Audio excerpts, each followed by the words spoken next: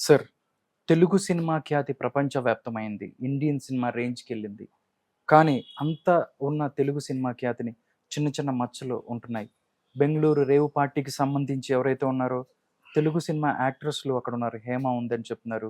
చాలామంది ఐశ్వర్య చాలా ఎవరెవరో అక్కడ తెలుగు సినిమా వాళ్ళున్నారని చెప్పి, తెలుగు సినిమా యొక్క పరువుని తీసుకెళ్ళి బెంగుళూరులో అక్కడ పరువు తీస్తున్న పరిస్థితి. దీని మీద తెలుగు చిత్ర పరిశ్రమ పెద్దలుగా ఎలాంటి నిర్ణయం తీసుకోబోతున్నారు అంటే ఏం చెప్తారు? మీ తెలుగు ఇండస్ట్రీ మీద అంత అభిమానం ఉండుంటే నిజంగా. వాళ్ళేదో మీకు పెట్టారని చెప్పేసి తెలుగు ఇండస్ట్రీకి తెలుగు ఛానల్సే మొత్తం పరువు తీస్తాయి. హ్మ్. ఓకే. దాన్ని మీ డ్యూటీ. అది మీ జాబ్. నేను కాదని చెప్పను. దాంట్లో తప్పుందా? తప్పు లేదా? యామ తప్పు చేసిందా? తప్పు చేయలేదా? యామ నిజం చెప్పిందా? నిజం చెప్పలేదా? అది మొత్తం టోటల్‌గా కర్ణాటక పోలీసులు తప్పు బెంగుళూరు చెప్పారా? కర్ణాటక కన్నడ పోలీసులు పోలీసులు తప్పు చెప్పారా? చెప్తున్నారు. అదే అసలు వాళ్ళ కర్ణాటక పోలీసులు తప్పు ఎఫ్ఐఆర్ చెప్పారా? చేసామని చెప్తున్నారు. బ్లడ్ అందుకే శాంపిల్స్ కూడా ఉన్నాయని కర్ణాటక చెప్తున్నారు. పోలీసులు ఎఫ్ఐఆర్ కృష్ణవేణి మీద చేశారా? యామ మీద చేశారా? హ్మ్. ఎవరి మీద చేశారు? ఏవి మొత్తం టోటల్‌గా ఏవని చూపిస్తున్నారు? చూపిస్తే ఆళ్ళు గాని కరెక్ట్‌గా నిజంగా ప్రూవ్ చేస్తే ఇమ్మీడియేట్‌లీ రిమోట్ అంటే మా అసోసియేషన్ నుంచి రిమూవ్ చేయాలి. ఎందుకంటే బాధ్యత గల పోస్ట్ చేసింది. బాధ్యత గల 10 మందికి హెల్ప్ చేయాలని చూసింది.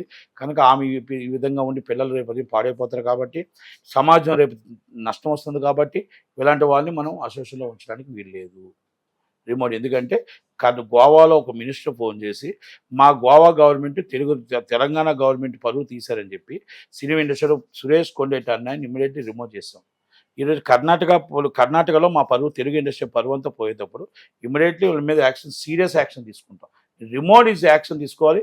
అది విష్ణు గారు గాని, శివబాలాజీ గారు గాని, నరేష్ గారు గాని ఇమ్మీడియేట్‌లీ తీసుకోవాలా. ఎందుకంటే వెరీ సీరియస్‌గా తీసుకోవాలా. తీసుకోకపోతే రేపు నష్టం వస్తుంది. ఒకవేళ నిజంగా గాని ఆమె తప్పు చేయలేదు అంటే, నిజంగా కర్ణాటక పోలీసులు డ్రామా ప్లే చేశారంటే immediately complaint in chamber, immediately south Indian chamber complaint పెడదాం. కర్ణాటక ఛాంబర్ డీకే శివకుమార్ గారితో అతనితో మాట్లాడదాం. ఇమ్మీడియేట్‌లీ దాని మీద రెక్టిఫై చేసి రిపీట్ వాళ్ళతో ప్రెస్ మీట్ పెట్టిద్దాం. సీరియస్ యాక్షన్ తీసుకుందాం. ఎవరైతే తప్పుడు సమాచారం ఇచ్చారో అంతే. రెండిట్లో ఏదో ఒకటి జరగాలి. ఎందుకంటే ఇండస్ట్రీకి నష్టం జరగకూడదు. ఇండస్ట్రీలో మొత్తం టోటల్ సమాజంలో చట్టవిరుద్ధమైన పనులు జరగకూడదు. చట్టవిరుద్ధమైన ఇబ్బందులు జరగకూడదు. అలాగే ఆడపిల్లకి అన్యాయం జరగకూడదు. ఆడపిల్లకి న్యాయం జరగాలి అంటే మనం కంపల్సరీ పూనుకోవాలి. సార్, అంతకుముందు కూడా తెలంగాణ గవర్నమెంట్ ఏదైతే టీఆర్ఎస్ గవర్నమెంట్‌లో కూడా డ్రగ్స్‌కి సంబంధించి చాలా జరిగినాయి. పూరి జగన్నాథ్, చార్మి లాంటి తరుణ్ చాలా అందరిని కూడా పిలిపించి మాట్లాడిన పరిస్థితి. ఎంతమంది జైలుకి వెళ్ళారు? చాలా మంది ఎవరు వెళ్ళలేదు. ఎందుకు వెళ్ళలేదు? అందుకే నేను అదే అంటున్నాను. అదే డ్రామా ప్లేయింగ్ ఇస్ గవర్నమెంట్. ఒక గేమ్ ఆడిందా? బ్లాక్మెయిలింగ్ ఆడిందా? బ్లాక్మెయిల్ చేసింది. మరి క్లీన్ చీట్లు ఎలాగొచ్చే వాళ్ళకి? అంటే ఏదో డ్రామా కాదా? ఆల్ డ్రామా కాదా? ఇద్దరు కలిపి డ్రామా ఆడే క్లీన్ చీట్లు వచ్చేటప్పుడు మీరు డిఫర్మేషన్ ఎందుకు వేయలేదు? ఆ పోలీసు వాళ్ళ మీద మీరు యాక్షన్ ఎందుకు తీసుకోలేదు? మీ పరువులు తీసిన సోషల్ మీడియా మీద ఎందుకు యాక్షన్ తీసుకోలేదు? మీ మీద ఆల్రెడీ లైన్ కట్టించారు కదా, లైన్ కట్టించడం ఎందుకు యాక్షన్ తీసుకోలేదు? అంటే ఇది దొంగ క్లీన్ చీట్లు, మీరు తప్పు చేశారు. ఒప్పుకోక తప్పదు. మీరు నిజంగా తప్పు చేయకుండా ఉంటే ఇమ్మీడియట్లీ డిఫర్మేషన్ ఎవరో శ్యామలా గారు నిన్న మాటలు విన్నాను. నేను డిఫర్మేషన్ ఫైల్ చేస్తున్నా, నేను ఇమ్మీడియట్లీ వాళ్ళ మీద సీరియస్ యాక్షన్ తీసుకుంటున్నాను. I'm sincere, I'm honest. ఆమె తప్పు చేయలేదు కాబట్టి, ఆమె లేను కాబట్టి అన్నదా మాట. అవును, మీరు కూడా మాట్లాడాలి. ఎవరైతే వాళ్ళ మీద ఆరోపణలు వస్తున్నాయి వాళ్ళు కూడా మాట్లాడాలి, చెయ్యాలి కదా.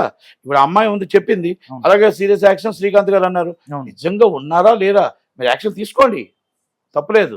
ఎందుకంటే నా మీద అయితే నేను అదే చేస్తా. నా మీద కానీ అలాగ కానీ రాద్ధాంతం చేస్తే నేను నడి రోడ్డు మీద కూర్చుంటా.